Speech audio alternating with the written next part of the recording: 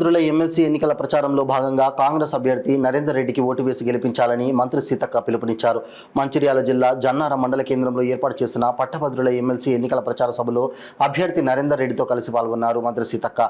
ఈ సందర్భంగా మంత్రి మాట్లాడుతూ కార్యకర్తలు ఓటర్లను ఉద్దేశిస్తూ మన అభ్యర్థి నరేందర్ రెడ్డి ఎంతో విజన్ ఉన్న వ్యక్తి కావున మొదటి ప్రాధాన్యత ఓటు వేసి గెలిపించినట్లయితే పట్టభద్రుల సమస్యల పరిష్కారానికి కృషి చేస్తూ స్థానికంగా ఉపాధి అవకాశాల కల్పనకు కృషి చేస్తారని అన్నారు.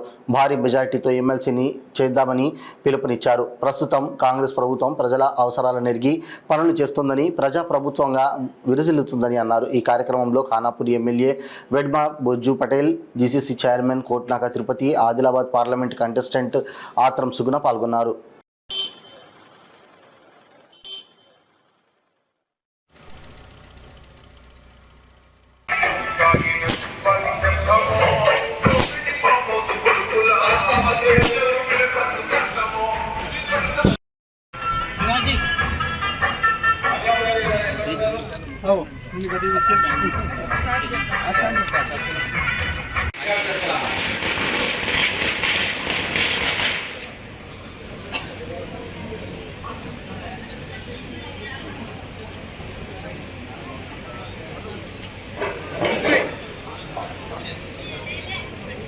మండలాల వారీగా గత శాసనసభలో నిర్వహించినటువంటి క్లస్టర్ విధానం, ఒక మండలంలో 4 క్లస్టర్లు 5 క్లస్టర్లుగా విభజించి ఆ క్లస్టర్కి ఊరికి ఒకరిద్దరు చొప్పున వేసి అక్కడి ఓటర్ లిస్టు, పట్టభద్రుల ఓటర్ లిస్టులు తయారు చేసి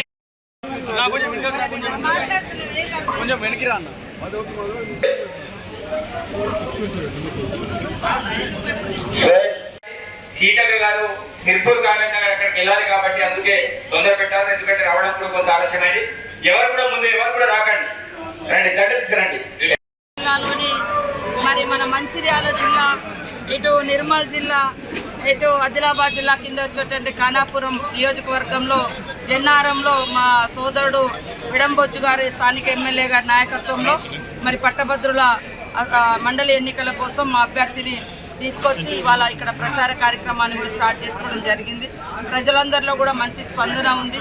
ఇవాళ ఇచ్చిన మాట ప్రకారం ఉద్యోగాలు కానీ, ఉపాధి కానీ, అదేవిధంగా మరి ఇచ్చినటువంటి వాగ్దానాలను కూడా నెరవేరుస్తున్న సందర్భంగా యువత కూడా ఆలోచించి ప్రతి ఒక్కరు కూడా మరి మన నరేందర్ రెడ్డి గారికి, ఉట్కూరు నరేందర్ రెడ్డి గారికి 2వ గుర్తు పైన 1వ నెంబర్ వేసి గెలిపించాలని కోరడం జరుగుతుంది. ఇలా ప్రజలను ఒకటే కోరుతా ఉన్నాం, అటు నిలబడ్డటువంటి బీజేపీ 8 ఎంపీ సీట్లు ఇస్తే ఈ రాష్ట్రానికి వాళ్ళు తెచ్చిందేంది? ఇదే ఇక్కడ ఇప్పుడు ఖానాపూర్ నియోజకవర్గమే చూద్దాం. మా ఎమ్మెల్యే గారు ఏమేమి డెవలప్ చేస్తున్నారు, అటు ఎంపీ గారు ఏమేమి చేస్తున్నారో ఒక్కసారి చూసి పట్టభద్రులు ఓటేయాలని కోరుతున్నాం. 10 సంవత్సరాల నుంచి మరి ప్రతి సంవత్సరం 2 కోట్ల ఉద్యోగాలు ఇస్తానటువంటి మోడీ ప్రభుత్వం 200 ఓట్లు కూడా మా జిల్లాకు ఇయ్యనటువంటి పరిస్థితి చూస్తూ ఉన్నాం.